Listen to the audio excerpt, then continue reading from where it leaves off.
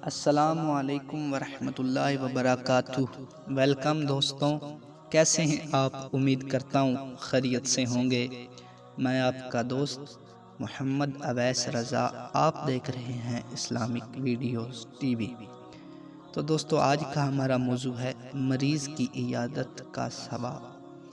हज़रत सैयदना अबू बकर सदीक़ रज़ियल्लाहु ताला अन्हु से रवायत है कि हुज़ूर पाक सल्लल्लाहु ताला अलैहि वसल्लम ने इरशाद फरमाया, मूसा अलैहिस्सलाम ने अल्लाह ज़वजल से अर्ज़ की कि मरीज़ की इयादत करने वाले को क्या अजर मिलेगा।